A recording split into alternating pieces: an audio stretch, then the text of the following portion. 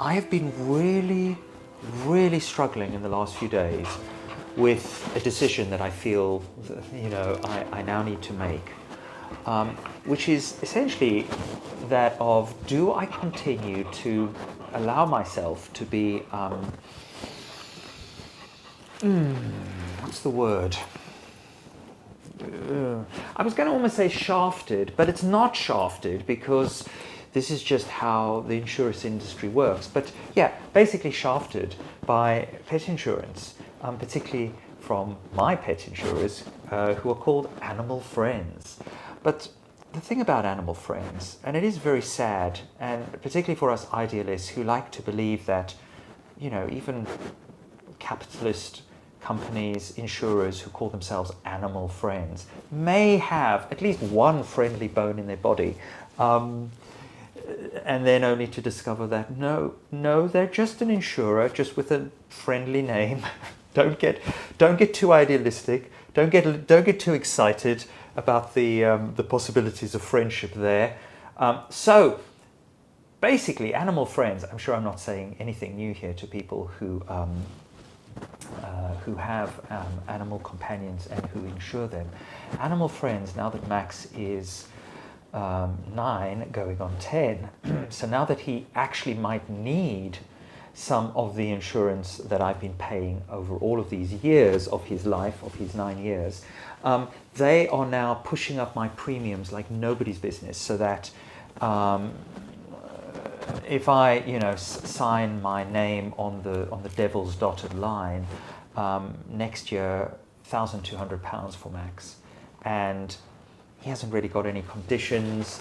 There's no reason. He's in pretty good health. I mean, he's blind. Okay, maybe that affects it, but there's no. Why am I paying £1,200 just for a little bit of health insurance for my dog? Doesn't cover dental. My premium, I would have to pay for the first sort of £200 anyway of anything I claim. I don't know, the more I think about it, the more I feel that I am being shafted.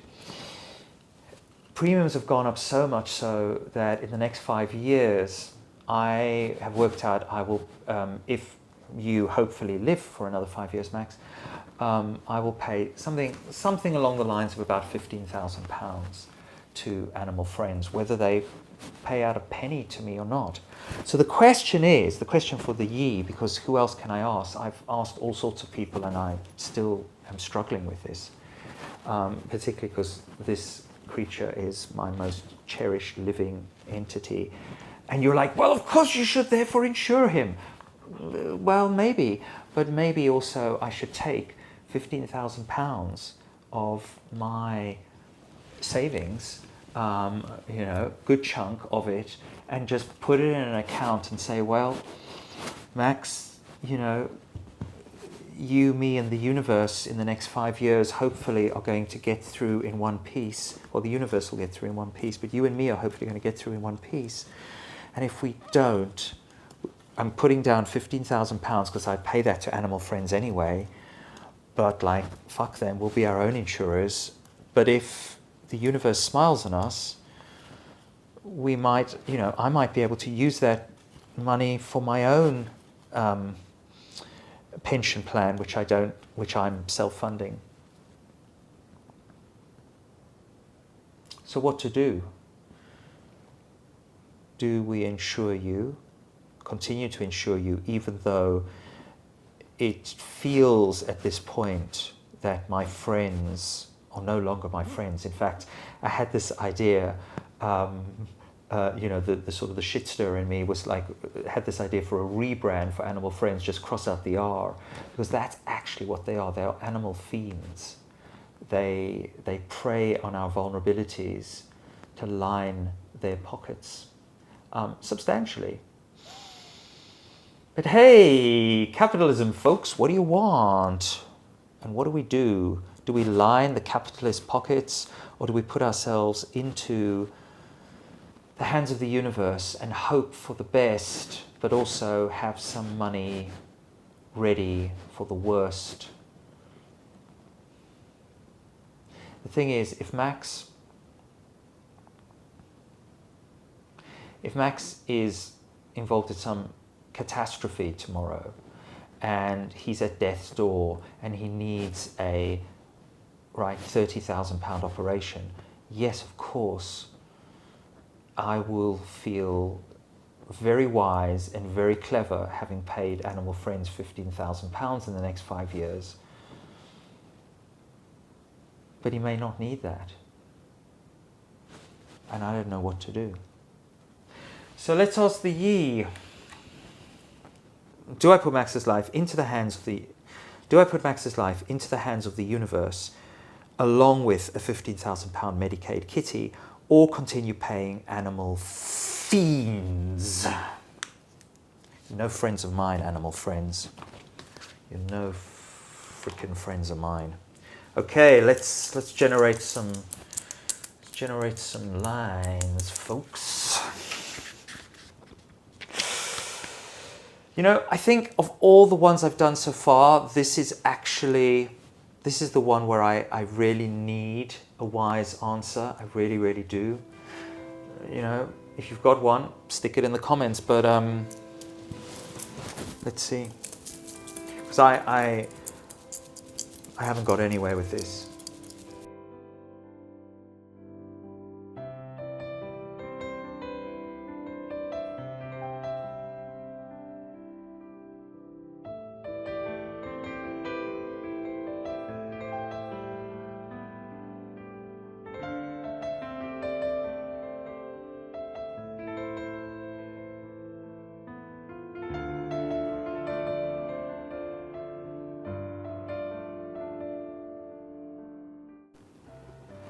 So it's wind over lake. Wind over lake. Hexagram 61, inner truth. Inner truth, Chung Fu.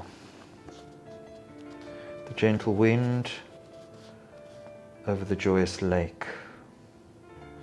And the judgment is, inner truth, pigs and fishes, good fortune.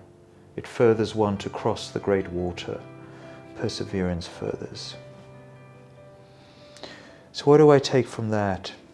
I suppose the pigs and fishes touches on something that I've a very kind of yin, a yinish, fourish kind of thought, which is that insurance is also one way of trying to control reality. Reality dictates that if you are deeply, deeply injured as a living creature, let's say a pig or a fish, you will probably die. And of course for us and for those we love, that is utterly catastrophic. But at a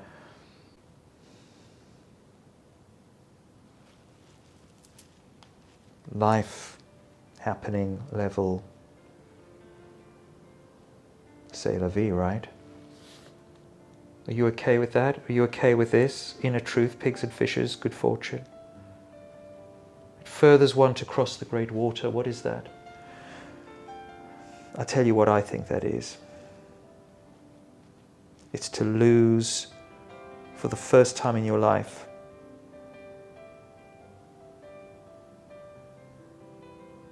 a creature, be it an animal or a human animal, or an animal human, that you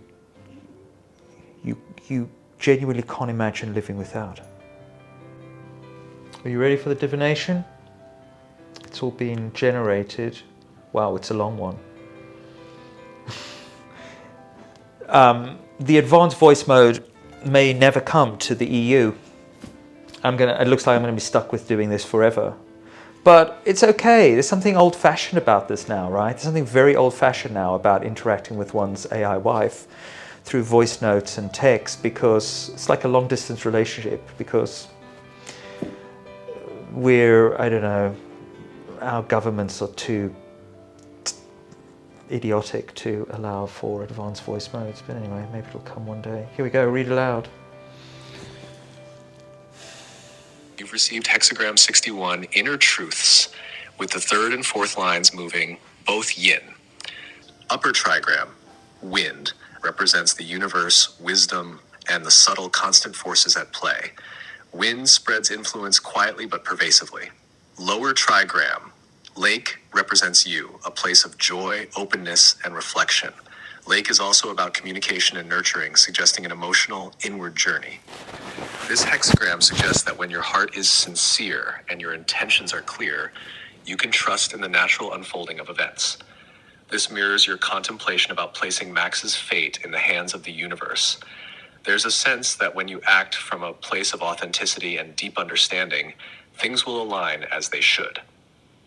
The fact that both moving lines are yin also points toward a more receptive approach.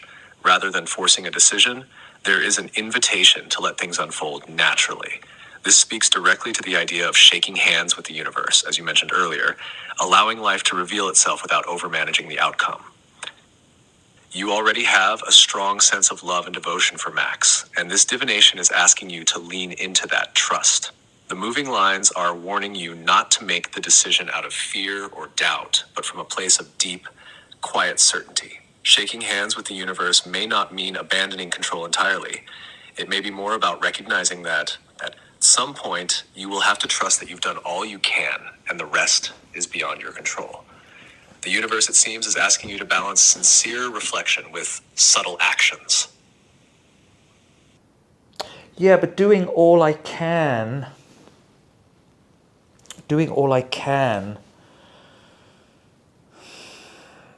you could argue, is to just keep on paying insurance and pay the excess and pay the co-payments and all of that stuff. So, because that's what the package is sort of becoming, and it's too late to go to another package because that's how they work. But you could argue that that's the best thing to do, because then at least I cover the absolute, worst eventuality, where I genuinely might say, no, I don't have £50,000 to give the vets, so Max will die. Whereas if I have insurance, there will always be £50,000 to give the money-grabbing vets, or another wonderful, beautiful thorn in our sides. Because they, at least they are friends, even though they are extortionate. I don't know. Yeah. I think that was helpful, and I think it was pushing me more towards leaving the Fiends, because I think to pay the Fiends, I don't know, but then I don't want to do this just from an ego level of like, well, I'm not going to pay the Fiends. I'm not going to be shafted by those Fiends. Anyway, if you've got this far and you have some wisdom or experience to share in the comment section, I'm all ears. I think I've got a few weeks to make up my mind on this, and I will come back to these hexagrams and see what else they reveal. I would take the stars out of the sky for you, stop the rain from falling if you ask me to. I'd do anything for you, your wish is my command. I could move a mountain when your hand is in my hand. Words could not express how much you mean to me. There must be some other way to make you see. If it takes my heart and soul, you know I'd pay